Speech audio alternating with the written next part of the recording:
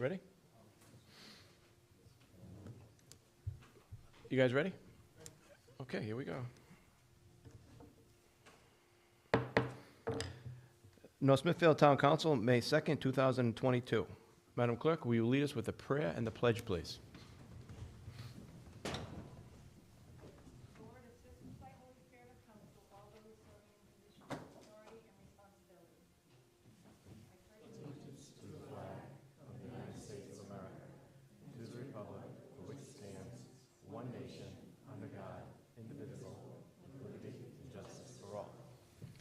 Roll call. Here. Here. Here. Here. Here. Open forum pursuant to Rhode Island General Law 42-46-6. Is there anybody out here in the audience that would like to be heard during open forum? Anybody at all? Anybody?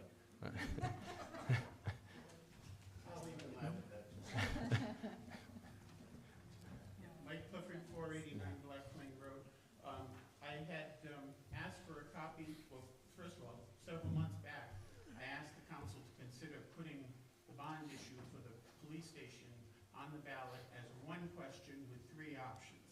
Build new, renovate, neither of the above. And I told you that after having discussions with people at the state level, everybody told me that was a doable question to have on the ballot. And I was told that you had a letter from bond counsel that John was good enough to forward to me this weekend. And it allegedly was supposed to be saying that, no, you can't do that. And I guess it might be in how you read this letter, but I don't see this letter as a no in any way, shape, or form. I mean, she says several times in the letter that you need to give me a specific question. And to know that this isn't addressing the way, the format of the question that I asked for, she has a sentence in there, for example, what does the town do if both questions are approved by the voters? Which implies to me that she's thinking it's multiple questions, not one question. The question should simply be an explanation of bonds, and then which of the one of the three below do you choose to vote for? Mark one. Just like they do for town council members and school committee members, they can vote up to 5 for the town council. They're used to that voting. So to say that this would be confusing for the voters, I'd be insulted if that was the reason why you're holding this back from going on the ballot as a question for the voters. Because I think, I could give that to my grandchild who's in 4th grade and, give it as a multiple choice as I just gave to you, and she'd understand it. So I think it's not mind-boggling. And she did say several times, as I said, I'd like to see the specific question, because it's impossible to give you a specific answer until I see the language in the question. But it wasn't even conveyed to her that I was suggesting one question, 3 options, vote for one of the 3 below. And I only included the neither of the 2, vote new, vote renovate, or neither, because the people at the state said you have to give the voters an opportunity to vote against the bond issues, regardless of which one. So, her question, she says in here, what if both questions are approved by the voters? How could they be? They're told to vote for only one. And if they vote for more than one option, the vote isn't even counted. So there's not going to be any problem with them, both bonds getting passed. It's one that gets the highest number of votes is the one that's going to be approved. So I'd really like to see that, and I'd also still like to see the council speak with Mr. Army at Studio Major and get a recommendation from him as to a cost estimated to update the cost of that $3.4 million bond from 2016. The highest bid came in at $3.4 million. Let's see what he thinks that cost will come in at now. So I'm asking you once again to do that, because I think some of you did advocate that it was a big decision and that it should be shared with the residents, and I would love to see that finally happen.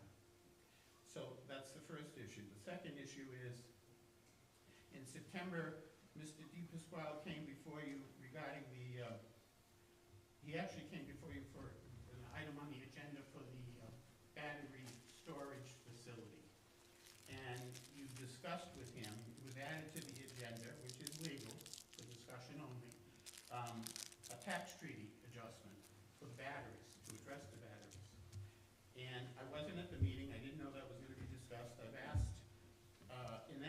November, there was an article in the paper saying, the company is waiting for the town council to approve changes to its tax agreement with the town based on new energy storage plans. And I asked about a meeting back, I think last month. I asked, what's the status, and you said we're waiting to hear from them, the developer. Well, in the last article I could find in the paper, the developer's waiting to hear from you. But the thing that concerns me is the numbers that he rattled off that night, wanting to offer $100,000 in lieu of payments for those batteries, tax payments. In my estimation, from the little I read online, is a ripoff. I mean, if those batteries are to be taxed as tangible property, I think we're talking substantially more than $100,000 a year in revenue from them. And if we're not addressing it, and if they, I don't even know if they're online yet, if he went ahead and put the thing in, I asked the building inspector, he wasn't aware of anything. I asked the tax assessor, and she wasn't aware of anything. So it sounded like, has he already put that battery facility in? The batteries are not online. The solar is online. It's generating power, but the batteries are not. Okay, so. They're not even on battery- site. No, they're not even on site. Well, he said at first, the plan, so he has no batteries for the inverter and the converter. There's no batteries. There are no batteries up there to my knowledge. Well, that's the question, I think, first of all. It's like, can we verify what's up there and what's not up there? And is there, did he start on the construction of a facility for the battery storage? Those, I heard the attorney mention that he was using the Tesla Megapack.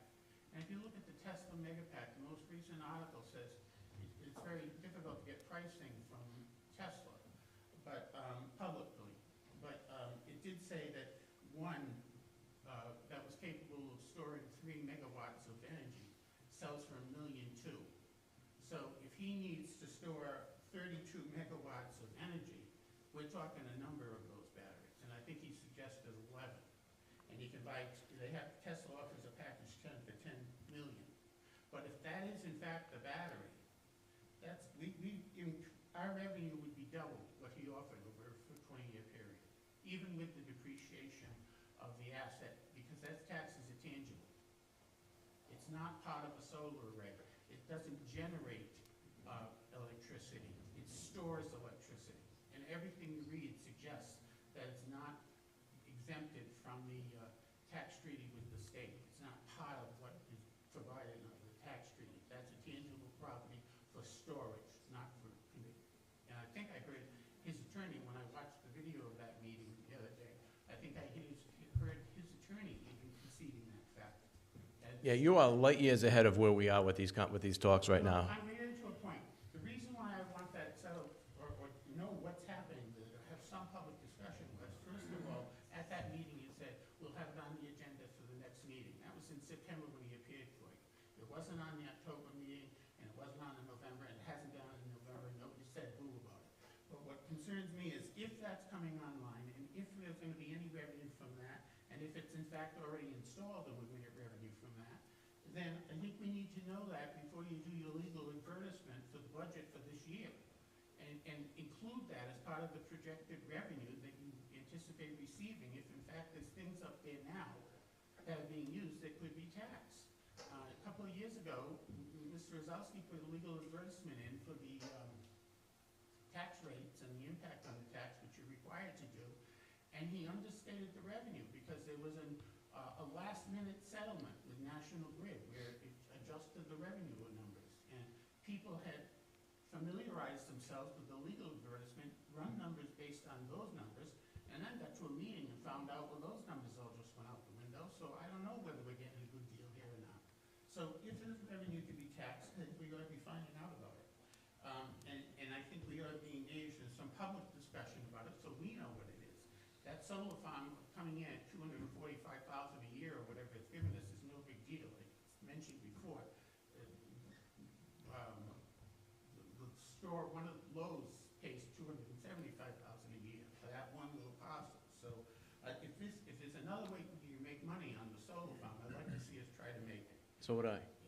So let's get it out, but I'd like to see it happen in some open public discussions with the building inspector, the tax assessor, and some specialists in solar energy and assisting them in how to thing is the open space land. I told you I've been looking at, and I've been unhappy, I was unhappy with the reassessment because I thought it was all messed up. People at the top end with very high prices homes are close to market value, and people with moderate homes sort of in the middle, I think, got away with a pretty good deal. And I fall in that category. But when I was looking at the different types of properties, I looked at the land, and I was looking at the land, and I looked at large parcels of land.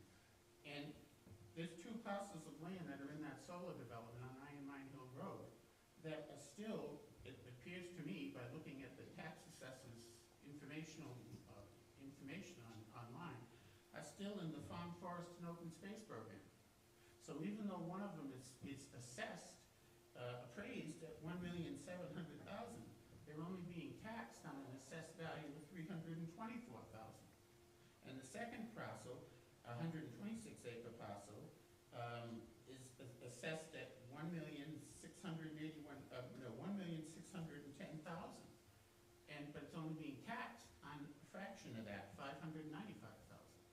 So I want to know how those, is it an error? Are they no longer in the Farm, Forest, and Open Space program? And or why is it that the Farm, Forest, and Open Space, or why is it that is still showing up on the tax assessor's website like it is still in that program?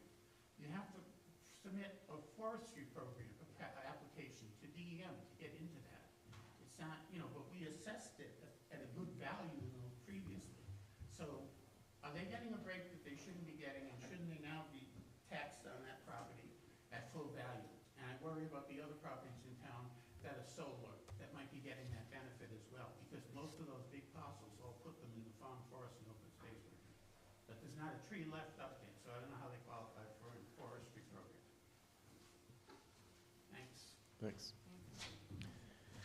Mr. Igliosi, just for clarification on that, state law under the state commission there on energy siting, we cannot change the value of that property once solar is put on it. Am I correct? The value of the property is the issue is in a lot of litigation right now, whether or not you can change the characterization, the tax characterization of property. So that's the underlying Right. property. That's in question, though. But it was, Right now, we can't do anything about it.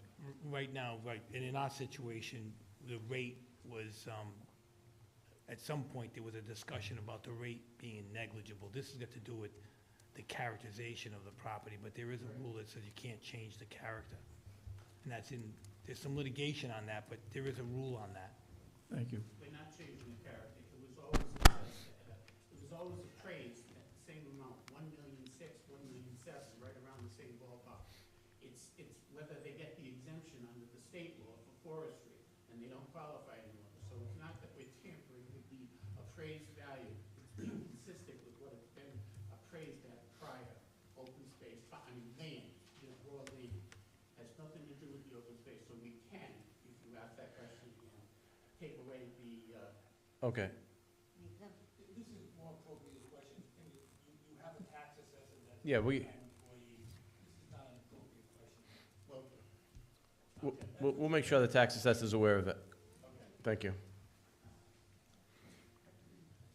So there's going to be a few changes to the program. We do have executive session, however, we have a couple of awards that I'd like to give out. No need to make more people wait than necessary. So if I could just please have Linda Tebow come up to the podium, please. Or just come up right here before the council.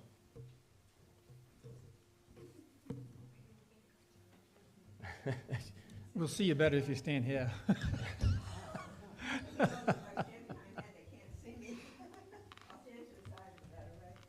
Linda was recently awarded a citation, and we would like to recognize that from the town as well.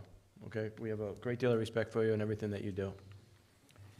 Okay, so let me just read it. Be it known to all, on behalf of the people of North Smithfield, the town council, and the town administrator, hereby present Linda Tebow, Aging Well Incorporated, in recognition of your achieving 2022 Patriot of the Year at the United Veterans Council of Woonsocket. The entire community takes pride in the effort and dedication that is behind such an accomplishment for one of its citizens. and it's signed by every member of the council and the town administrator.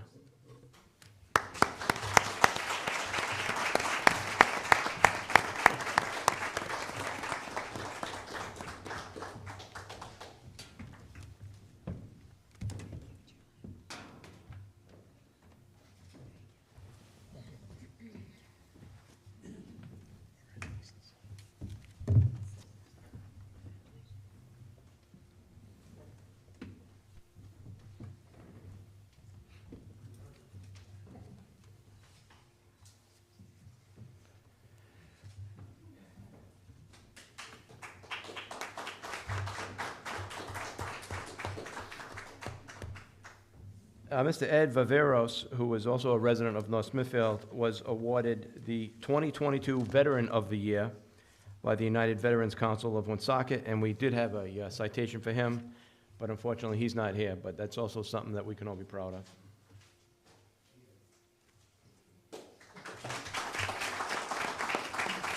You're up. We're gonna do Ann. And we have one more. Ann Lilly, can you please step up?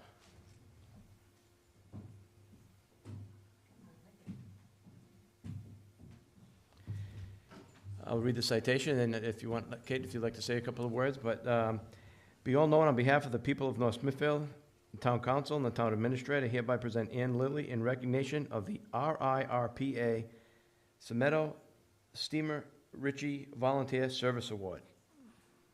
Thank you very much. Kate, would you explain, if you want to get into it a little bit, what the award's all about? Good evening, everyone. Yes, I did nominate Ann. This is a Rhode Island Parks and Recreation Award. Since she has come on to the Parks and Rec Commission in town, she has given many, many of her hours. She always volunteers for any help that we're ever looking for. I'll just read a little excerpt from the application that I submitted. It was asking about her accomplishments, and I wrote, Ann planted and brought to fruition a very successful community garden which donated half of the crops to the North Smithfield Food Pantry and several senior housing complexes. It was so well received, and it's expanding in only its second year. She has run several art cooking classes throughout her tenure and craft classes on the Parks and Recreation Commission. She has also created a daffodil movement and provided bulbs to spread all over the town, including town buildings, public spaces, school grounds, residents, which we all got to enjoy this spring. Mine are just going by. And I noticed that somebody just complimented you tonight on that when you walked in. She is a joy to work with and a ray of sunshine. She has a very positive and charismatic personality. She is always available to lend a hand, and I am very grateful, as we all are, for her contributions to our community. Thank you. Thank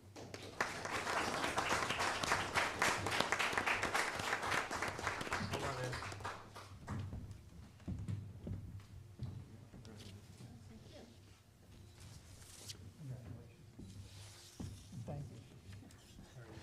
The joy to work with. My husband is dying. The joy to work with.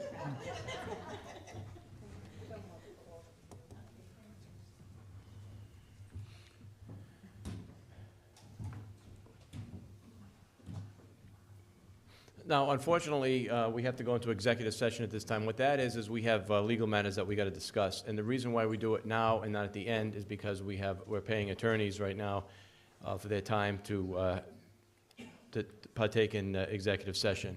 So I promise I'll make this as quick as possible, but we do have to take what'll be a quick break for you, but we're just going to go take executive session. Mr. President, if I may. Oh, I'm sorry, yeah, you had something you wanted to... Before we make the motion to move into executive session, can I make a motion that we add to executive session? We can only discuss this, we cannot vote on it. To add to executive session, discussion by council vote or other action on Rhode Island General Law 42-46-582, sessions pertaining to municipal court case number 06022-021, in compliance with the court order to clean the property at 282 Quaker Highway, Donald and Dorothy Desper, property owners, discussion by council vote or other action. Yes, that's the motion. Do we have a second? Roll call, please. Yes. Yes. Yes. Yes. Thank you. Yeah, did you have, just that one? That was it for now, yeah. Okay. And with that, Mr. President, I make a motion that we recess into executive session under item A, discussion by council vote or other action on Rhode Island General Law 42-46-5A2, any discussion or consideration related to the acquisition or lease of real property for public purpose or for the disposition of public held property where advanced public information would be detrimental to the interest of the public, discussion by council vote or other action on potential purchase of real estate, and B, discussion by council vote or other action on Rhode Island General Law 42-46-5A2, sessions pertaining to Municipal Court Case 06022-021 in compliance with the court order to clean the property at 282 Quaker Highway, Donald and Dorothy Desper. Property owners, discussion by council vote or other action. That's a motion. Is there a second? Second. Roll call, please. Yes. Yes. Yes. Yes. Thank you. I promise I'll try to make this as quick as possible.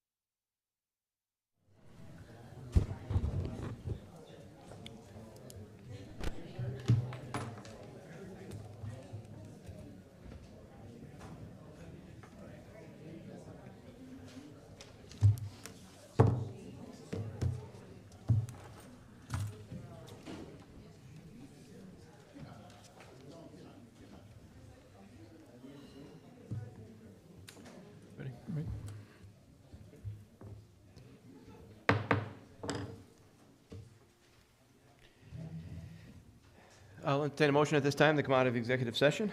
Mr. President, I make a motion that we recess out of executive session and let the record show that no votes were taken, and we seal the minutes. We have a Second. We have a second. Roll call, please, Joanne. Yes. Yes. Yes. Yes. Discussion by council vote or other action on update of Halliwell Review Committee. Mr. Corriveau? I was out of town last week, or a couple weeks ago on the Halliwell meeting, but I did review the topics they talked about. The only thing that they focused on at the last meeting was still entertaining and asking questions. They actually invited the YMCA here in Pawtucket and Lincoln to come in and meet with us. They asked questions, and then this week, coming up this Thursday, the follow-up meeting, we're going to be reviewing that and discussing a few other topics, so I'll update you at the next meeting on that. Thank you. Richard, are you here for Jeff? In Jeff's place? Yes. Okay. Discussion by council vote or other action on update of Municipal Building Review Task Force. Mr. Nordstrom?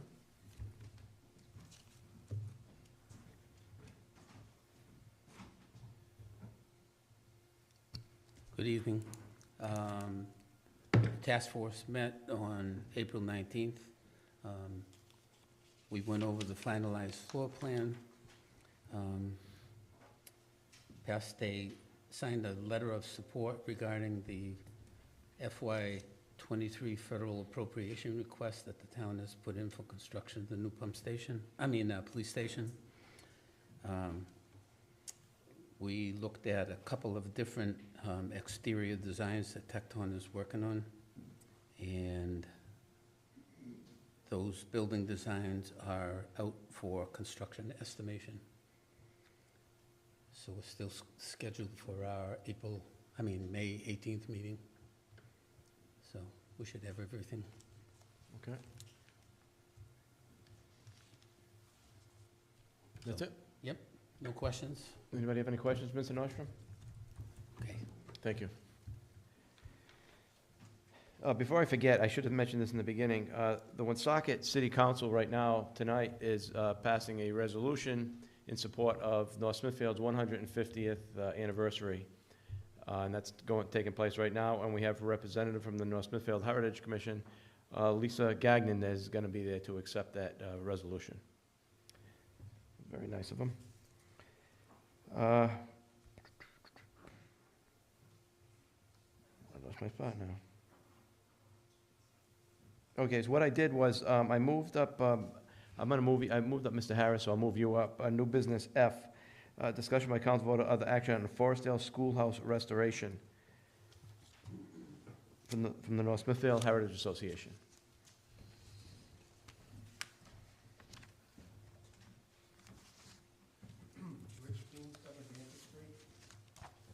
This is a request to pay for the last change order that we made on the Forestdale School.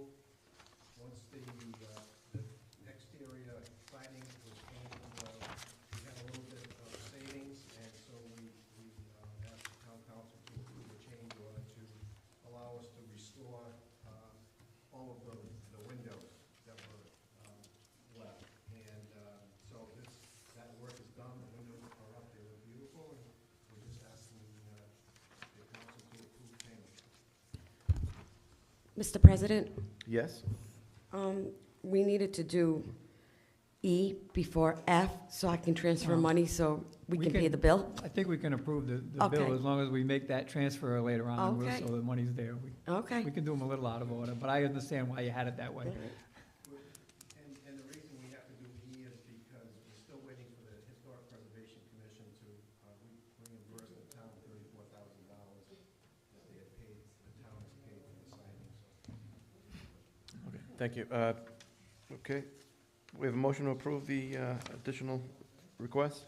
Mr. President, Ms. Alves? I'd like to make a motion to approve change order number 4, which is a restore of 9 sets of sashes, sash includes but is not limited to the following: general conditions, remove, install temporary blinds, or reinstall sashes, remove loose paint and glazing, sands sash down into sound paint or bare wood, replace broken glass with glass to match existing, reglaze sash and prime glazing after it's cured, apply 2 coats of finished paint, and return sash to good working order in the amount of $8,700. That's a motion, and Ms. O'Hara seconded. Any discussion? Roll call. Yes. Yes. Yes. Yes, thanks, Richard. All right, I apologize, I was supposed to move this up earlier, and I did not, we just got a little, so we're gonna move down to H. She said that can wait, right? Okay. I have people waiting over here. Discussion by council vote or other action on preparation of 2022 Rhode Island High School and College internship program. You guys wanna come up? That's fine.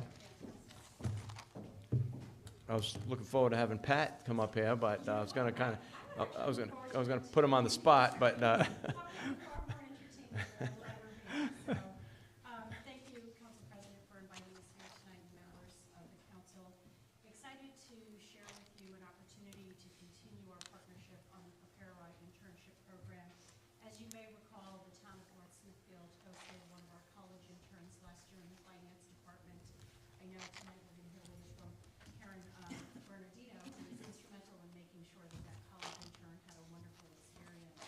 What we're hoping to do tonight is to share more about our program and would love for the town to continue its investment in supporting youth in their development through what we call experiential learning opportunities in our internship program.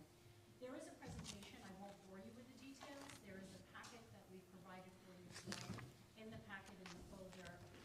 And I don't know for public discussion, if we're required to put this on, we're happy to show that with you. But in your folders, you will have a presentation, which I'll reference briefly as I tell you more about our program.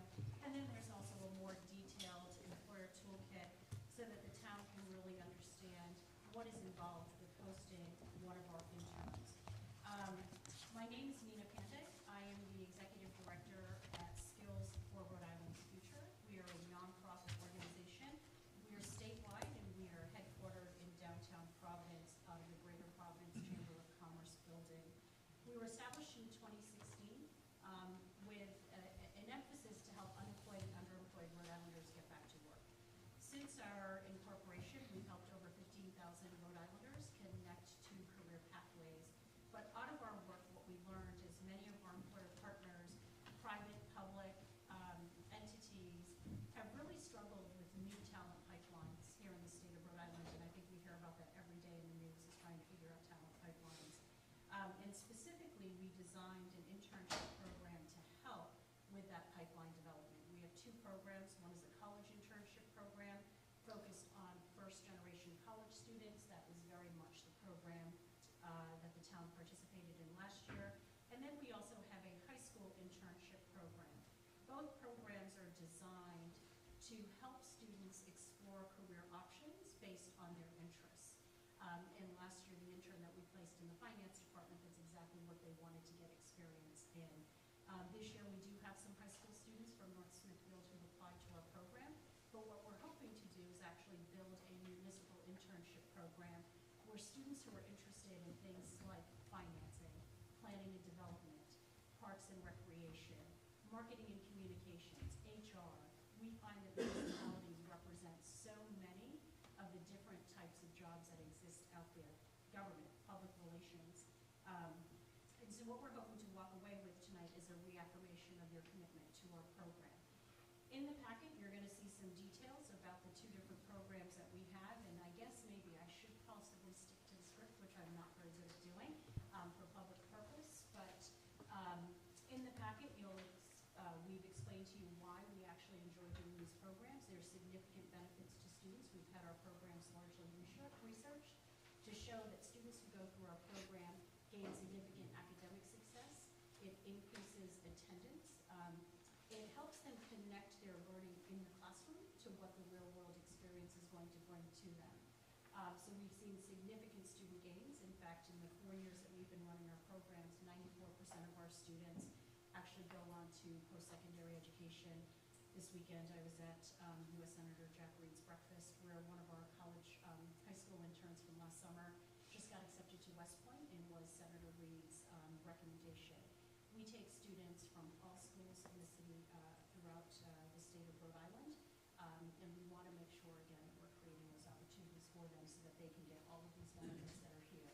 There's also direct benefits to employer partners of ours. Again, we take public and private employer partners.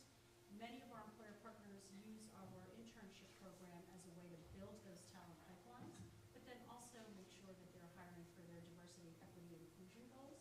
And so this is a nice, safe way for employer partners to test out.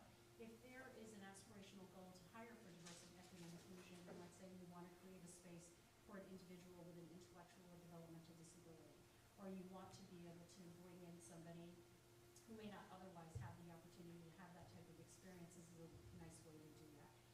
And then also, there's some tremendous school benefits. All of the schools who participate in our program have shown that it helps change the culture and the conversation with students and helping them inspire to learn differently. Dario, if you want to go to the next slide, I'm going to kind of skip over the why and get right to the brass tacks of what it is we're looking for. So our college internship program, again, we want to be able to place a first-generation college intern into the town of North Smithfield. We work with sophomores, juniors, and high schools throughout all of our higher ed institutions here in the state of Rhode Island. Employers are required to pay for the college intern salary. For our college interns, we do like employers to pay $15 an hour, but we do work with our employer partners to try to recapture some of those dollars on the back end, whether it's through a work immersion or other grant funding that we can bring to make it easier if funding is an option, a barrier to posting an intern. We will work with you on creating a job description. We will work with you on the supervision of that intern, and so any HR matters that arise, we will come in and mitigate any of those challenges. If you go to the next slide, Darielle, our high school internship program is slightly different. We actually serve as the employer of record, and so those interns actually get onboarded as an employee of Skills Rhode Island's Future, and you provide the work site for that student intern to be able to have their experience. For the high school program, we plan to place 250 students this summer. They will earn $13 an hour with us. In both the college and high school program, students can work up to 40 hours a week. The high school interns would be available July 11th. The college interns will be available starting June 6th. Both of them go through a rigorous process with us in preparation for their summer experience. So for the high school internship, you pay the salary, so we would just, Zero cost to you. okay. Zero cost, yeah.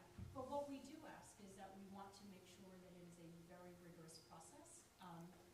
For any of you who are old enough like me to remember the days of GIPTA, where you were making like bologna sandwiches out on a stadium, that's not what we want. We want this to be really rigorous, where we're challenging students to think differently. I'll give you an example. The last 2 years, our program is virtual, but we had high school students working with a defense contractor based out of Middletown, developing prototypes for a wearable device for our U.S. military, and that wearable device would detect COVID-19 symptoms. So they were working with engineers, with doctors, members of the National Guard. They were working with design thinkers to really think about what a device could look like. They were learning about thermal engineering and how heat detection works. So we want to really elevate the thinking and challenge them to dream about what their careers are and understand the academic rigors that are associated with it. And we work with you on all that. Okay. Yeah, I'm creating that design. Well, we have department heads here, we have the town administrator here, so I mean, you're speaking to the right people. That's great. Now, this is only geared toward using interns in municipalities, or do you have a broader picture of interns going out in the workplace? My background is more in the trades. So, and the trades today need that education. They do need a lot more education than people think they do. And so that's a requirement of being an intern, like as an electrician. You need to pass certain tests where you need to know Algebra 2 and whatnot and everything. So there is a level of knowledge that you need to be able to get into those programs. And so where I see college interns, I look at the other side, that we need to be looking as much as colleges to train engineers and whatnot, as we do need to train plumbers, electricians, HVAC, those type of jobs as well, because those are just as important, if not more important today. So you've just made me very happy. You've opened the door for that conversation. Absolutely. We work with over 200 employer partners throughout the state. Again, public-private ventures, specifically in manufacturing or the trades. We actually have companies that work with us. And what's nice about our high school programs, and a lot of times companies get tripped up. I know we have some lawyers in the room on the labor laws associated with it. Because we are the employer of record, and because we're ensuring that students' academic career pathways align with their internships, there's U.S. labor laws that protect them, so we can put students under the age of 18 on a manufacturing floor in the trades.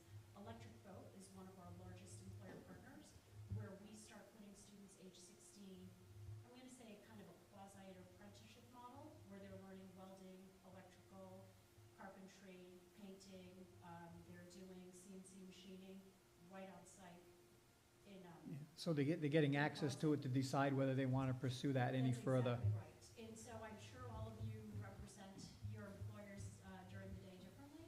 So this opportunity is available not just here for the town, but for any of your individual employers as well.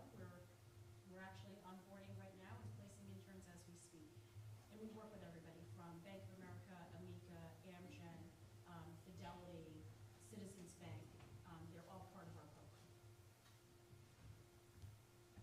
Anybody else?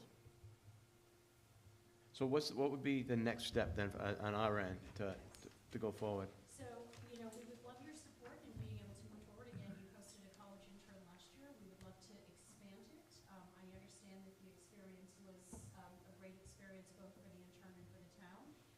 If there's an endorsement to continue, Patrick and Dariella will follow up, and we'll get to design thinking on what an internship program would look like for you this summer. Okay.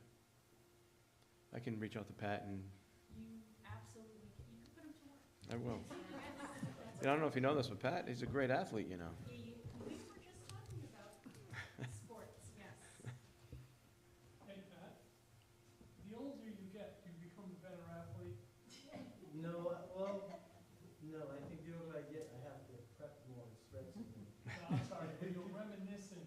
And the No, older I you- don't, No? I don't, no. I do, I get better as I get older. My son wouldn't think so.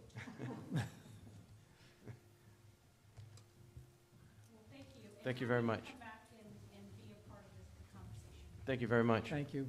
Thanks for coming out.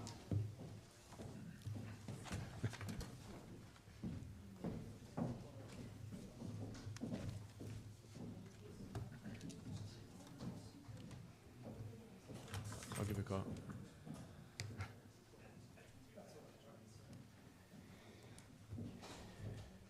You're on B, right? B? You gotta go back to old business C. Well, business, Old yeah, I business know, C. I'm all over the place. Oh, yeah, do we really want to, are we ready for that? Old business C after, Are we ready for that? I mean, do we really have anything to talk about? we need to talk about it. All right, old business C, discussion by council about other action on criteria for parks and recreation dedication of benches in town. Does anybody have, on this issue, does anybody have anything they'd like to discuss? Just kind of like the 4-1 as we go through this process. Parks and Rec Commission is created by ordinance, so any changes that we make are going to take 2 readings as we go through this process, so we need to be aware of that. That's the first thing, and I mean, we can talk with, they can already have some guidance with Ray and with the Parks and Rec Commission to start looking at, see where they want to put benches, how many benches they want to put, stuff like that. They can do that on their own. They don't need us to give criteria for that, but if we change what we want the Parks and Rec to do, we need to go through the ordinance process. So if we just task them with this, we would have to, We would have to amend the add it ordinance? to their list of duties, so to speak, and we would have to, Did anybody go look at the small park as you come off of the bridge, the stone bridge? I did. It's just the it's The just the mark- the walkway. mark- Oh, The- no, it's not The Margaret Carroll Park? Margaret, but right there, you have two huge granite benches.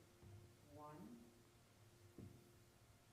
clear, that family, and on the other side, Southford. Beautifully and chiseled benches in their recognition, which I think they well deserve. They are very active for years. But the one person that I made mistakes with, and I told you in the group how many times, was for a person that, some of you here, grandson, sent a beautiful letter.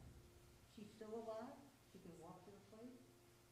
They want to surprise her, they're willing to pay for everything. And at first, he said, "Hey," I always think that's in the I'm sorry. They have a special place in my heart for almost. And then I get more information saying, well, the VFW was named after this resident. And then I think back of what the wives and everything did for the kids, the Halloween parties there. And even for adults, it was, you know, aimed for the fun. And other things people brought to my attention.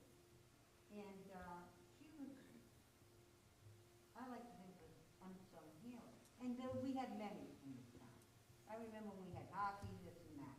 But it's not gonna kill that tree, you know, you're not cutting branches or anything.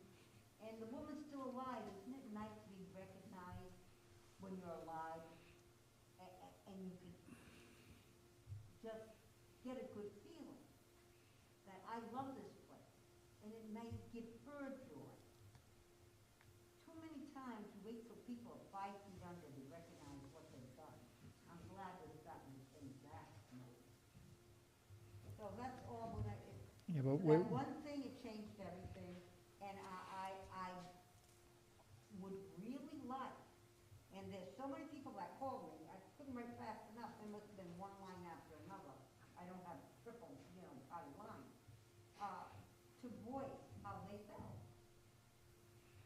And to share with me experience over these many years that we've lived in town. So, you know, no good deed goes undone, and I made a mistake with the name, and I'll own up to it.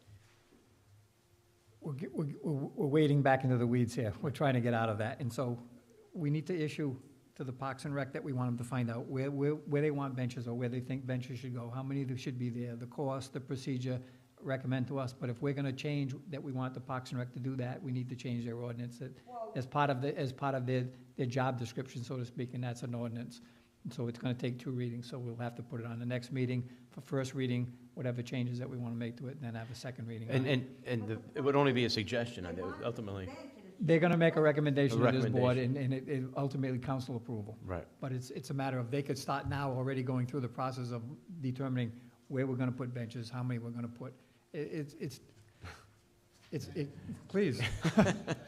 I know, it's just. Let's not get bogged down with this one again We just this don't want a week. million benches. I don't think it's gonna, we're gonna get a million, but we need to. Good evening. I agree.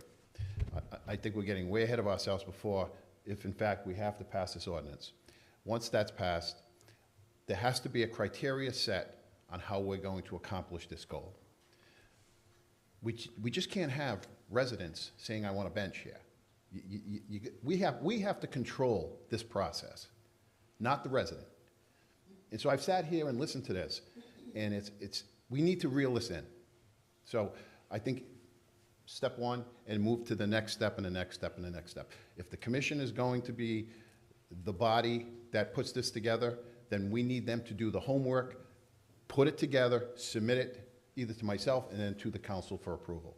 And that will include cost, what they've done for the town, or any biography on those people, and where we're going to place those things. I may not be in favor, or I may suggest that we don't put it under that tree. And there may be a reason for that.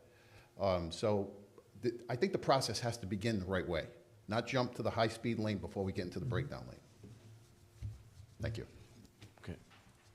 Anybody else have anything to add on the bench issue? All right, we're going to move on. David, will you work on first reading for that for us? I will, Councilman, and I will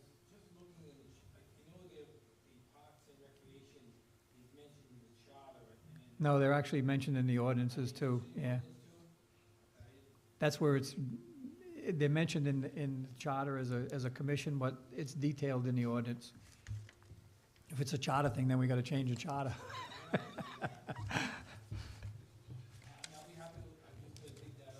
Okay, yeah, okay. And you'll put that on the agenda, Joanne? Next meeting? Thank you. All right. Discussion by council, vote of the action on recommendations from Conservation Commission to change bylaws. Steve Berenback. All right. That's a joke. I was gonna say, now he's in trouble. Hi, my name's Jonathan DePaul, I'm at 23 Victory Highway. I'm the chair of the Conservation Commission. With that, we were put together as myself, Steve, and a few others as the mass resignation of the prior commission. We stand tall because we stand on the shoulders of the prior commission. We respect the work that they have done. That being said, we've been looking to figure out process, and this led us into a review of many documents that were handed to us in a box. The box was included a great handbook and also some other treasure troves to which the prior commission members worked very hard on. But with that, then we looked immediately to see if any had been accepted by the town council. The town council did not accept any of these, the handbook or any other things. We were told it's very simple, just follow the town charter or go to the legislator and see what needs to be done. We looked at that, and there was very little guidance in regards to that, which we started at this point asking through the chair and through the president, could we possibly look and draft out these bylaws? With it, we were told also just follow Robert's Rules of Order. With that, I look around, does anyone here have a book of Robert's Rules of Order? I know you do. Parliamentary procedure. And with that, we figured it's not that we struggle on how we do business or why we do business, it's what guides us to do our business on behalf of the town. We're all volunteers. We have 5 members. We're looking for 2 more. With that, we'd like to take some time off also. That being said, I have a professor back here who's an expert in regards to parliamentary procedure and Robert Rules of Order. With that, Steve Berenback. Thanks, Jonathan, very kind. Steve Berenback, 42 School Street. We're actually not sure how to proceed at this point. We have drafted bylaws. I don't know if any of you even have them. I have them available to distribute tonight for possible discussion at another time. I guess what we're looking for is some guidance from you as to what is the process to move this forward. Mr. Igliozzi says that the commission does not have the authority to create its own bylaws. It's not something that I'm familiar with. Only the town council can create governance documents. So we need you to do this. We really feel that it's important for us in order to do our daily, monthly business for the town. We can't expect volunteers to either know Robert's Rules of Order, heard of Robert's Rules of Order. We're not even recommending Robert's Rules of Order as the parliamentary authority. We're recommending, excuse me a minute, I'll get my book.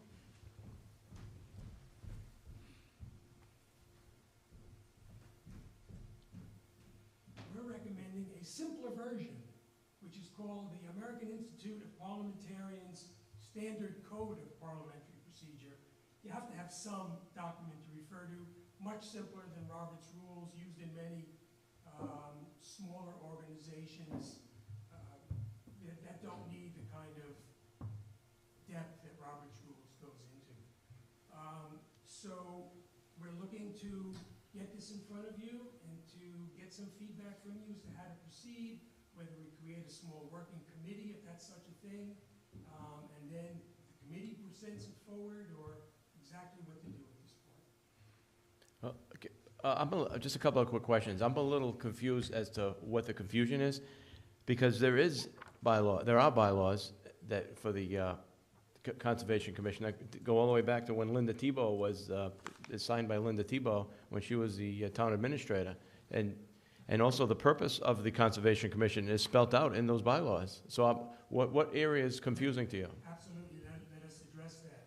So, first of all, we didn't even know about these things existing for the first year that the new commission was in place, because we didn't have those handbooks. Somehow there was some kind of a lack of communication between the old and the new.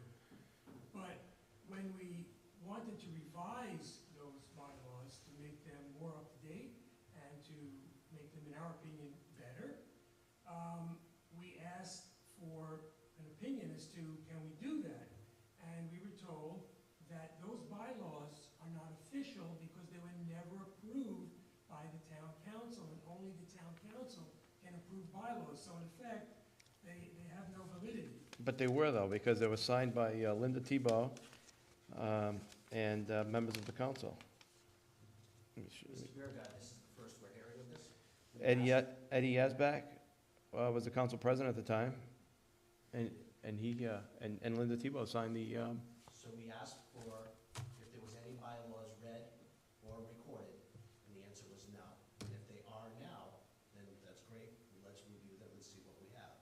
But up until this point, we had no prior knowledge of these bylaws. We had a handbook that was done. So I'll gladly take a copy of those and review. Oh, you can, okay.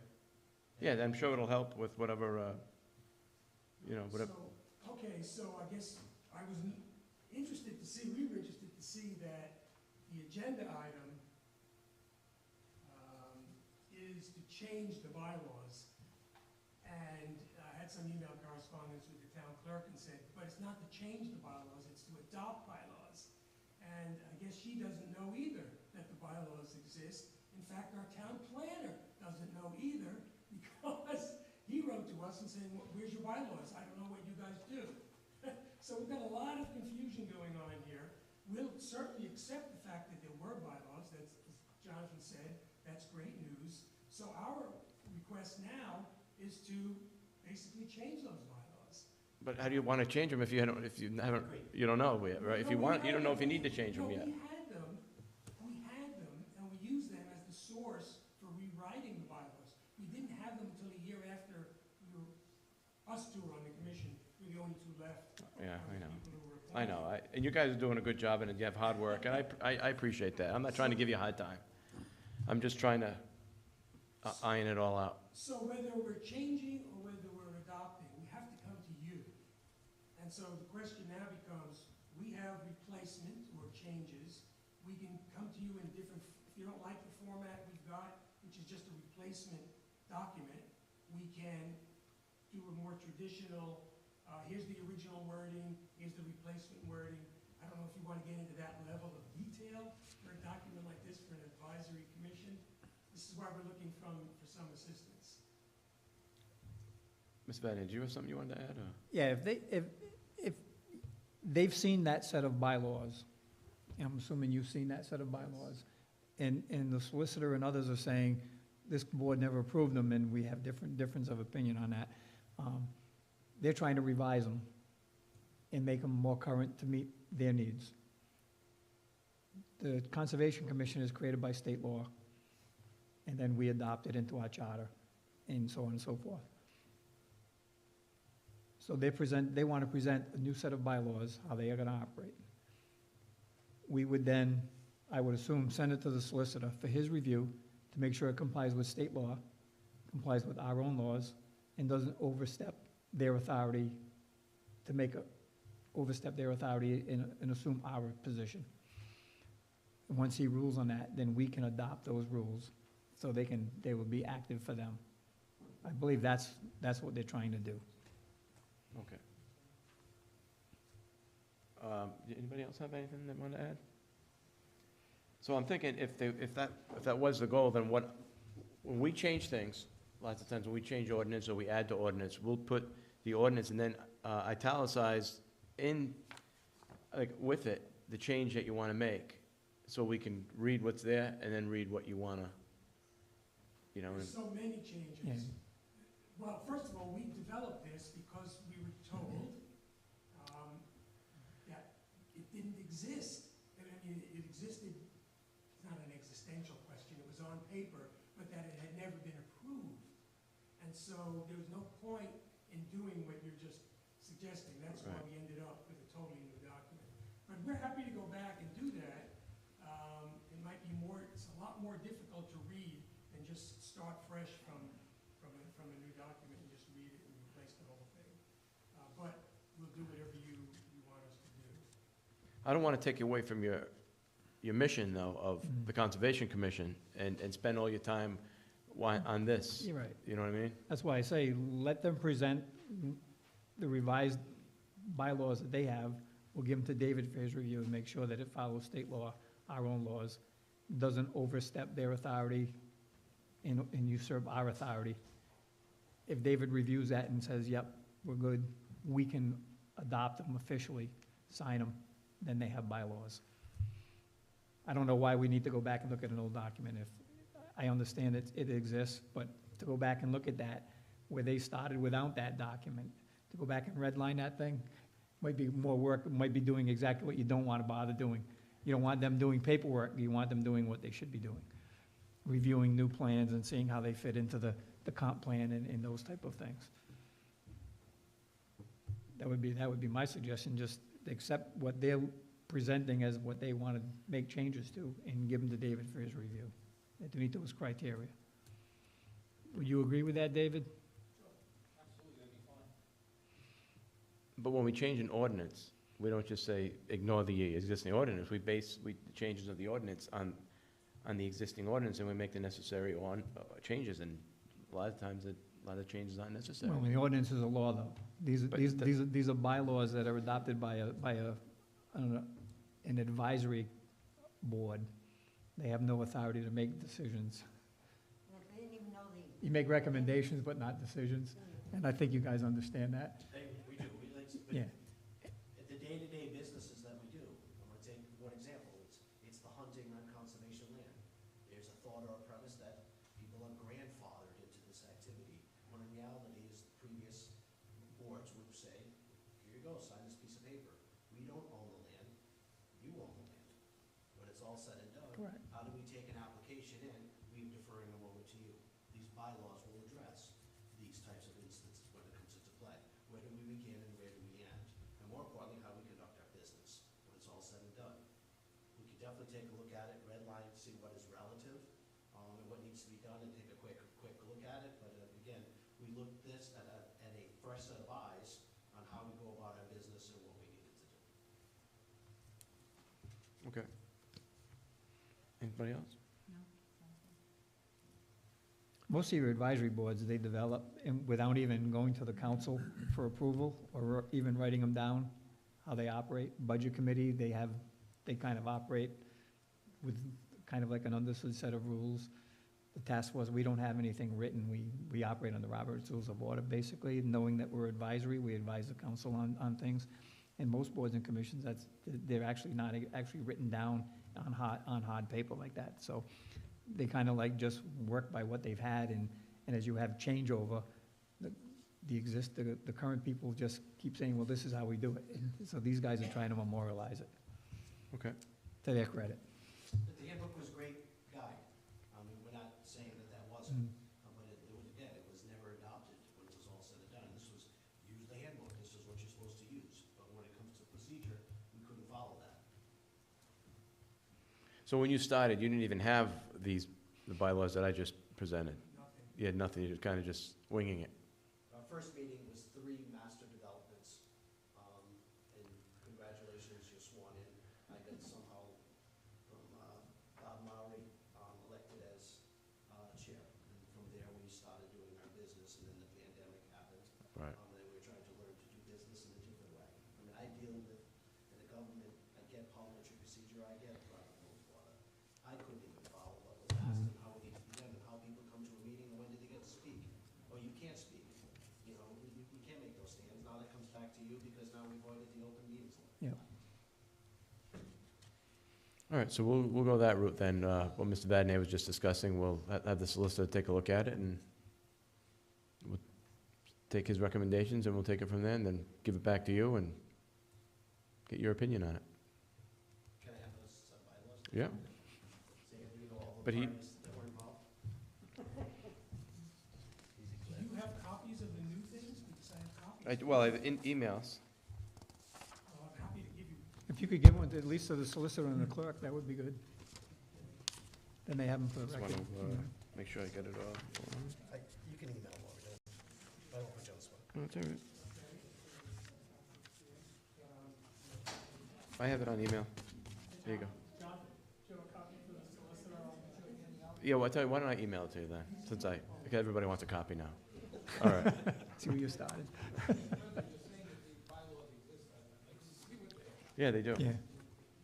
So, Mr. President, if I may, could give it to the town clerk, she can do all that, All right. send it out on the town clerk, so it's not to you. I'll forward it to Joanne. I have it on email. I'll forward it to Joanne, and then she can disseminate it. Thank you. Thank you very much. Thank you, gentlemen. We'll try to keep this moving.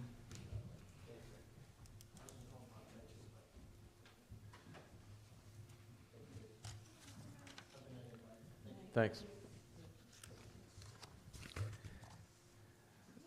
Discussion by council vote of other action on ADP Professional Services contract for Optimization Plus.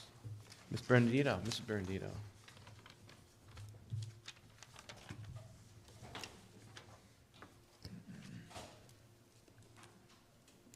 Okay. In July of 2021, our chart of accounts numbers changed. There were additions to that. With that change, our payroll system, the ADP, doesn't recognize those new numbers. So once the payroll has been processed and uploaded, it would just automatically go into, I'd upload it into Phoenix, our finance system. We're not able to do that anymore because our ADP is set up with the old account numbers. All right. So with this new general ledger accounts coming out, there's new ones coming out this July 1, along with the update of the Phoenix, our accounting software system. So ADP will physically come into the building, make all the necessary changes so that we'll be able to upload the expenses directly into Phoenix. Also, show us how to make these changes going forward. So we won't be, we're kind of held hostage with them right now for any changes to be made. They'll come into the building, they'll, for one day, make all the changes, train us on how to make changes going forward. We will have a specific point of contact, so if we have further questions down the line, you're not, one night talking to you, one day talking to you, the next day talking to someone different. This person will have full awareness of what the town is looking for. They will give us 50 hours for the fee. It breaks down to $625 a month for 11 months. Total of $6,875.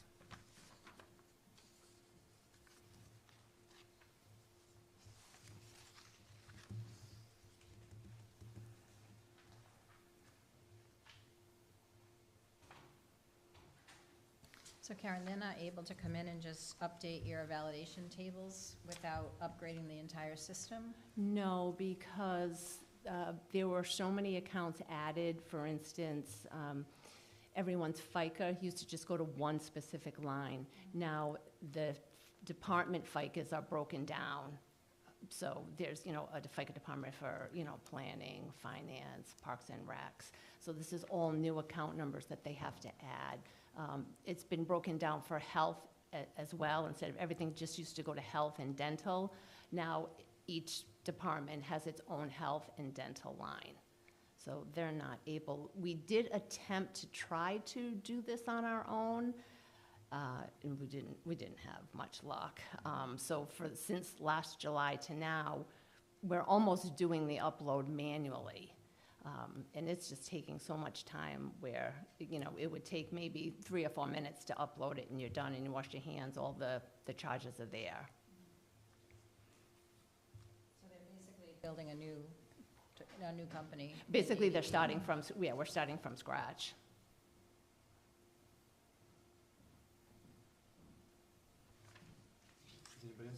Yeah, well, if that's what they're doing, then by taking all of our new chart of accounts and updating it to reflect all those new chart of accounts, they'll come in and make all those changes. Why are we gonna pay them on a monthly basis to do that? Once it's done, isn't it done?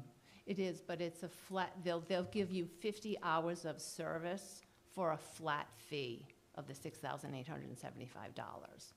And from that 50 hours, they'll come into the building one day, make all the changes, train whoever wants to be trained on it. And then we'll still have hours left over during, during the year. If, there are different changes to be made that, that we don't know about right now, more account numbers that are to be added, at least we'll have the knowledge to go in and to make the changes on our own. Right, so why are we gonna keep paying them month after month after month? Why aren't we paying them a set fee to come in, make the changes? Well, they're willing to break it down. Instead of writing a check for Interest-free. $6,875, they're willing to bill us monthly for 11 months. It's like interest-free, basically. We can pay it up front, or we can pay it monthly. Oh, so there's a set fee to do this? Yes. It's not a monthly fee, they're just saying. They're you just can spread- breaking it up monthly You can for spread the payments us. out over 11 months if you want, Correct. that's all we're doing. And Karen was able to negotiate with them, and they gave us a free month, basically. They brought it down from 7,500 to 69 something. $68.75. Yeah. Our paper says 7,500, but. It does. It does And say then it says free 7,500. month or something Right, on but it. that was based on 12 months. Yeah. If you read the small print, so Karen also negotiated, they initially were looking for $10,000. So she's done quite well, meeting our case. So Karen, is this in addition to our monthly payroll fee that we already pay Yeah. ADP? Yes, it is. Okay. Which It's is taking away hours from me and Jerry Ann, to be honest with you. Right now, we're doing it manually for Karen. I did a VLOOKUP account. I tried to make it as, as expeditious as I could.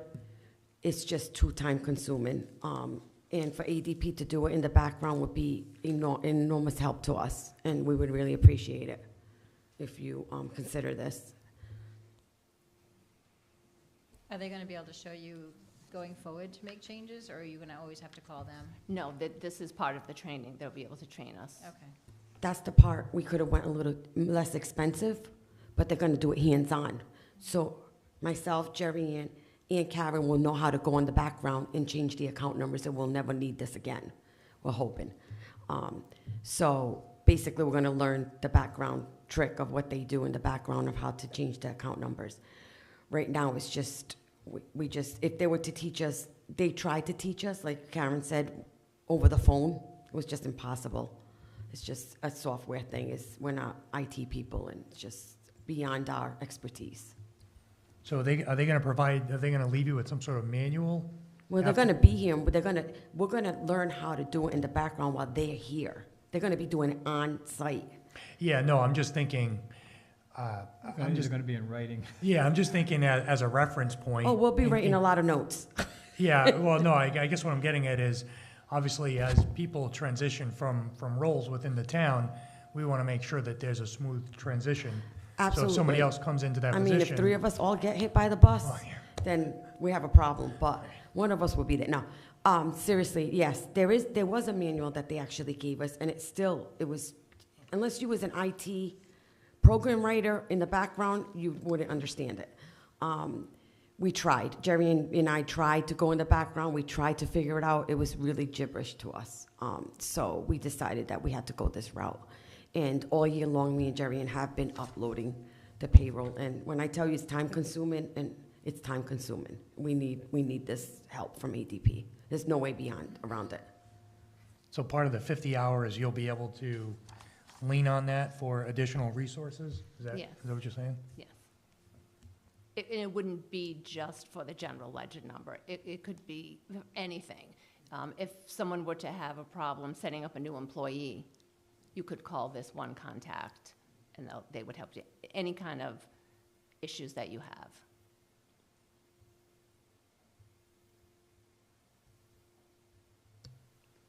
Anything else? Anybody have any other questions or comments? Also, I ask that you give the town administrator permission to sign the contract if possible. You're assuming we're gonna pass it. if you're gonna pass it. Thank you. Please. It's a lot of work to do that manual. Mr. President, Ms. House? I'd like to make a motion to approve the ADP statement of work in the amount of $7,500 or a monthly fee of $625 with 1 month free. When would this go into effect? As soon as it's signed, I can call them up and have a training session set up. Okay. Yes, and Vice President, we also have this week the training on the new system, the e-finance system, so it'll work hand in hand. It'll just work out at the perfect time. Because we have training this week, we're transitioning the new system July 1st, and then we'll have ADP training, and it'll just all hopefully flow into place the way it should be. All right, great. And also authorize the town administrator to sign the contract. We have a motion, and Ms. O'Hara seconded. Just on the discussion, is that number right, 7,500, or is it a different number? Is that number correct, the $7,500? Or is it 6,825 or 6,875? It's really 6875, because they're, I'm sorry? Exactly. All right, so I'll amend that to be in the amount of 6,875. $6,875. And Ms. O'Hara already seconded. Any further discussion? Roll call, please. Yes. Yes. Yes. Yes. Thank Thanks. you. What are you gonna do with all your free time now?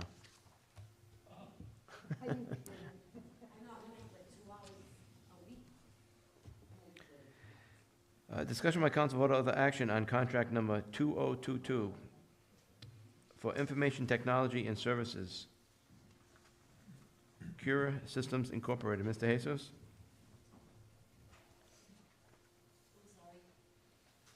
The information technology contract? Oh, yeah, you're right. That's the one You from did. the Okay. police department. I found out this morning that that contract is through 2023, so it doesn't have to be renewed. I apologize. No, my fault. Move on. Discussion by council vote of the action on department budget transfer. Mr. Jesus? Yes, this was in reference to the Forestdale Schoolhouse restoration. They had a balance on their capital due to the schoolhouse fire system, and the town administrator worked on getting that at a really low price, so they had some extra capital funds. So I'm asking that to be just renamed in the description from Forestdale Schoolhouse Fire System to Forestdale Schoolhouse Restoration. And that will help to pay the $8,700 payment that you all just approved earlier tonight. Okay. Currently, they have, $8,287.50 in the reserve for their restoration. They were just short $412.50, so I'm asking that to be renamed. Okay. Mr. President, Ms. House? I'd like to make a motion to rename account 1-101-4800-5900, which is currently called Forestdale Schoolhouse Fire System, in the amount of $412.50, and rename it to Forestdale Schoolhouse Restoration. We have a motion and a second. Roll call. Yes. Yes. Yes. Yes. Discussion by council vote of the action on appointments to boards and commissions. However, I don't see any applications in our packet, so, Correct. I know at the last meeting you wanted to move the first, the We're going to move the second alternate up to the first alternate, but it wasn't on the agenda. yep. Okay, so that was Mr. Diziel, correct? Yes, sir. What was his first name again? I'm sorry. Chris. Chris. Christopher Dizio. Okay. I'll entertain a motion that move Mr. Christopher Diziel from the second alternate on the zoning board to the first alternate on the zoning board. So moved. We have a second? Second. Discussion? Roll call. Ms. Howell? Yes. Mr. Corriveau? Yes. Mrs. O'Hara? Yes. Mr. Vadney, Yes. Mr. Biragad. Yes. Discussion by council vote of other action on seeking a grant writer for the town of North Smithfield. Mr. Corriveau. Yes, although this idea, I was talking with the council president earlier in the year. I actually stopped in to a convenience store a couple weeks ago, and saw in the Valley Breeze that Cumberland just, the title was Cumberland Continues Hot Streak on Grants. And as I picked up the article and started reading it, they had hired a similar grant writer consulting firm that came from North Providence. And as I went to look into it, North Providence, this particular consulting firm, this one consultant brought in, it was a combined total of about 14 grants starting in 2007 for a little over $2 million for the town of North Providence. And then this consulting firm later went on to Cumberland a few years later. And back in 2019, this grant writing firm brought in $2.3 million total funding for the town of Cumberland. And then just recently, year to date this year, as of this year, this fiscal year, a little over $1.6 million with several grants still pending. And the total cost, whether you break it down per month or annually, the total cost for this grant writing service is around $48,000. So, I know that we've toyed around the idea, the suggestion of possibly looking at, especially coming into our fiscal budget, to seeing if it's something that the town or the council might look at entertaining. I just look at, there's a lot of grants out there that we may not be aware of, and that we don't have the resources to put people front and center on that. And if it's worked for other towns, and I know, or at least from what I understand, at one point we did have a part-time grant writer in the town. Why we don't now, I don't know, but I wanted to have it on the agenda and at least have a topic of discussion with the council members to see if that's something that that we might be in line to do this upcoming fiscal year. I feel it's long overdue. We're losing money. It's out there, and people are trained to do this. There's some that do it for a percentage of what they earn, but usually these are the ones that almost know how much they spend, and they take everything into account. But if this firm is showing, and usually these people know their stuff. So this is a firm that, in North Providence that, So I have to do a little bit more investigative work, but essentially it was the firm that was hired in North Providence. But when this person transitioned from North Providence to Cumberland, from what I gather, she was hired directly as the grant writer for the town of Cumberland. So if you want solo, I mean, I'd be happy to reach out and gather some additional information. if she wants another job. Take that off record. Is that something that's been looked into in the past, in the recent future? Recent past? The budget committee actually spoke about it during their discussions. We just need some kind of number. We're having difficulty putting in a budget for a grant writer. We have no idea how much it's gonna cost. Yeah, I think that's a pretty good return on investment, $4,000 a month for 1.6 million year to date. Right, but you gotta consider what the 1.6 million references, because with the grant comes staff and it depends on the grant. It depends on what the grant's for. And Yeah, so I can tell you, two of them that were published in the Valley Breeze, a $250,000 grant for planting 196 trees at 26 locations throughout Valley Falls and Lonsdale neighborhoods for stormwater management and cooling benefits. And then $500,000 for enhancement of Cumberland's stormwater management system along the often flooded industrial road, incorporating a combination of green and gray infrastructure techniques. And some of those need matching funds, though. That's- Right, and that's some the of them flip- need that's matching the flip funds, side to yeah. getting some of those grants, is you need the matching funds that go with it. I mean, I can bring that to the budget committee. They are really interested in getting a grant writer, that's for sure. And one of the members actually reached out to someone, but she hasn't gotten a price yet of about how much it would cost, just to have a number to put in the budget as an estimate. In the past, we've had a part-time person, huh, Paul? Right, it was like, It was back during the Hamilton administration. But some things to keep in mind is what's the remuneration? Are you gonna pay them a flat fee? Are you going to pay them the administrative costs associated with the grant? Different grants require different reporting. Bricks and mortar grants are pretty straightforward. The building's complete, thank you very much. But when you start talking services, one comes to mind real quick is Community Development Block Grant, Cdbg. A lot of reporting because it's measuring low to moderate, it's measuring seniors, it's measuring a lot of things, and they have to report. So that's something that would have to be considered. And some of those grants too pay for that person to do that. That's Yes. based in part of the pricing is that. Anywhere from 10 to 15% administrative fees, which in itself can be lucrative. I don't know how lucrative, but that's subjective. Yeah. But depending on the amount of the grant. If you remember correctly, the town was one of the first towns to come in with the LED lights, to buy the lights and the stanchions. And it was a grant for over $300,000. Don't hold me to this, but the gentleman that wrote it, I believe, got 10 to 15%. It was substantial amount, well worth it.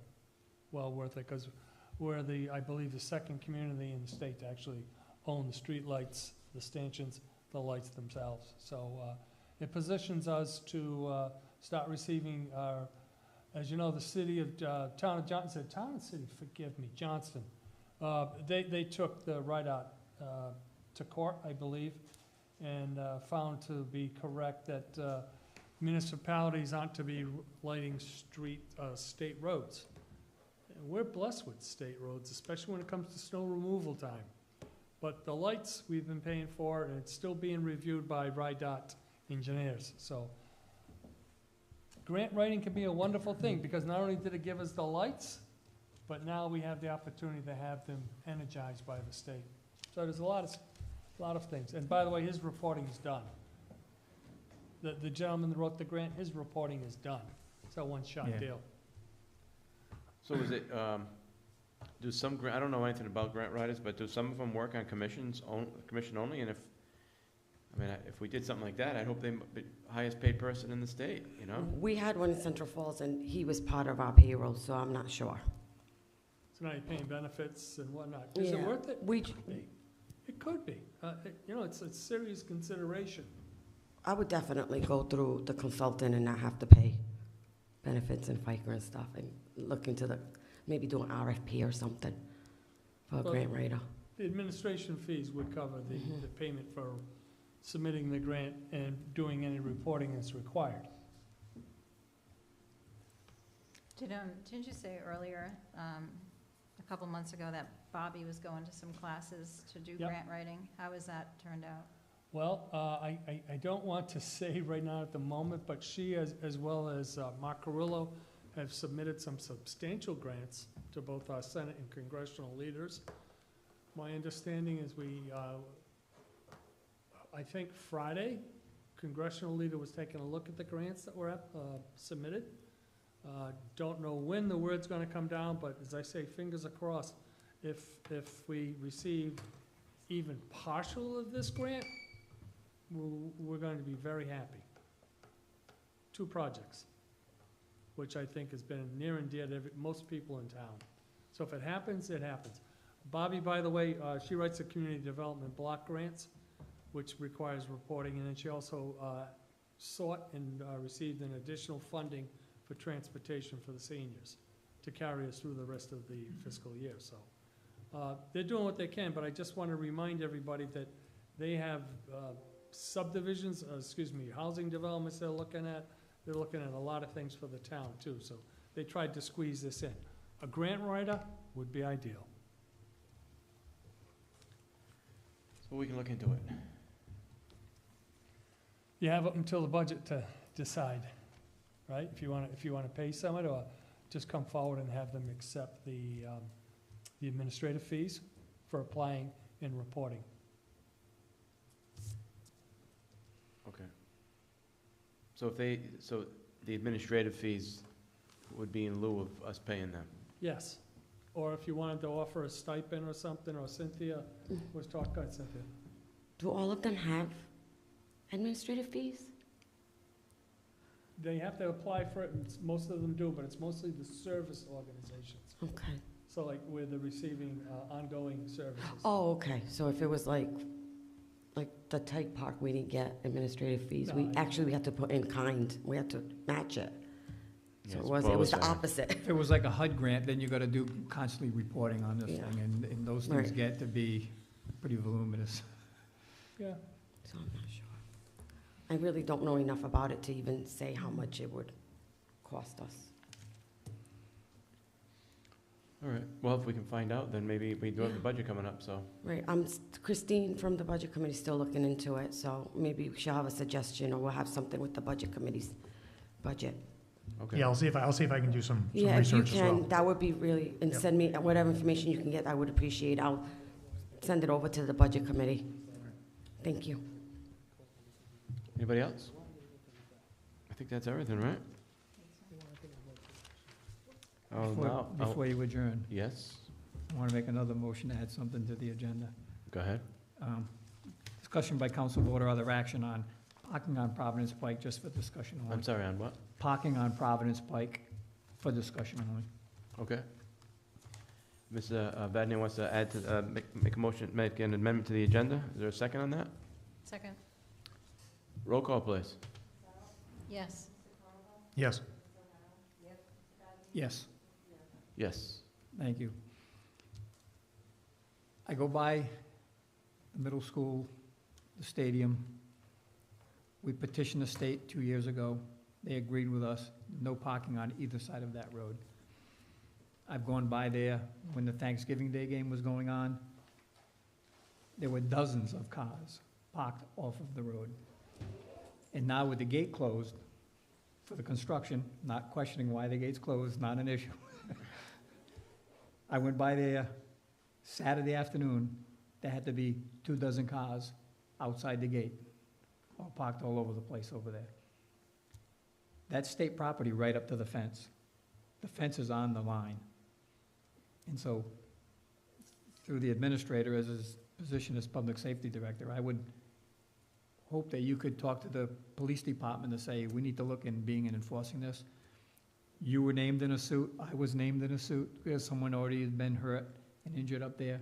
I think you were on the council too at the time, Ms. Allen, I'm not sure. But when they sue everybody, and you're just waiting for an accident to happen when they park like that off of the road there. They think that they're not on the road, so they're driving further in. You're still there, it's still no parking. And there's plenty of parking, and there's plenty of paths to get up to that site. And I understand the gate is closed. We all know why. It's temporary. But even when the gate is open, there's still parking like that. And like I say, the Thanksgiving Day game really bothered me. I was going to bring my wife to the airport, and I went by, and I'm like, look at all the freaking cars. And I know the police are there, and they're not enforcing it. And so it's like, why do we bother? You know, when someone is gonna get hurt, then it's gonna be too late. And so I just bring it up for discussion so that if we can, through the administrator's position as public safety director, we can look into that and try and cut down on it, please. If I may suggest, because it is for discussion, why don't you put it on the agenda so then I can take action on it? Okay. Joanne, can you put that on the next meeting then, please? Thank you. Mr. Bentley, are there no parking signs There listed? are. There are? There are, it's all posted both sides.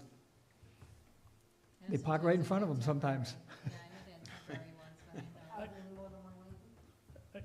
And not no Smithfield students, because ours can read. So, Councilor Vadney, the case that you're referring to, is this where there was a school bus parked and someone walked between the school bus? Walked between two cars and got hit, yes. Yeah, between the school bus and the vehicle, and the school bus shouldn't have been there either. Right, the school bus should not have been there. The school buses belong in the school bus loop. even for athletic events, Yeah, it's a whole different It was a issue. visiting team It's, school you're bus. right, but it's a whole different issue. I look at it every time when I go by there. The basketball team is playing, there's a school bus parked in the fire lane. No, there's a bus loop for the buses. Park them in the bus loop. They can walk up the stairs. It's well-designed so that people can get where they need to go from those buses. That's a whole different issue, though. Parking on Providence Pike, it's always been an issue. It continues to be an issue even without the no parking signs. While we're talking about Providence Pike, maybe while we're talking about no parking, we can also talk about the speeding on Providence Pike, because that's a huge issue. So maybe in general, that can be like one topic is the no parking and the monitoring of the speed. Well, I would say that hopefully the council will expand upon this, because during Clean and Green Day, I was on Industrial Drive, and I had the emergency blinkers flashing. People were out there, it was well-signed, volunteers, be careful, people were walking around with the white T-shirts, Clean and Green. I was absolutely, I wouldn't say terrified, very concerned with the speed of the traffic. One of our patrol officers was going by, I waved him down, he goes, "I'm on a call." I said, "Get a radar gun out here, please," and sure enough, even with, he had his lights on one end, I had my flashes on, and there was you couldn't miss the patrol car. That patrol car pulled over 3 people in like 20 minutes for speeding. So we have a problem. The police are stretched thin, but I think if we bring this up under safety, absolutely. And Any potentially, safe- there are grants out there sometimes that pay you to run traffic details. I know that in the past they've done that, where they've gotten grant funding for that, to pay for the traffic details. So in the interim, I would suggest to the chief that maybe one of the officers write those grants. They're more familiar with the pedagogy of traffic safety. But we have, as Council O'Hara was saying, we have, well, it's St. Paul Street. What did you say, Councilor? Greenville Road. Greenville Road. There's no setback. Yeah, we had a tragedy on Greenville Road about 3 years ago. Somebody was killed. So it's like, my grandkids are 5 minutes, they can't even walk. Especially in the winter when it's still not very light when they get out there at 6:45, Yeah. 6:30. So if we put it on the agenda, I'll ask the chief to attend that evening. Appreciate it. Yeah, and we can get into a dialogue in Yep. public so as people can hear what our concerns are. Traffic concerns in general. For what it's speeding, worth, No parking. speeding is not just a problem unique to North Smithfield. I mean, it's. No, I know. But those roads between the motorcycles and the cars. All right, that was good discussion. I will entertain a motion to adjourn at this time. All in favor? Aye.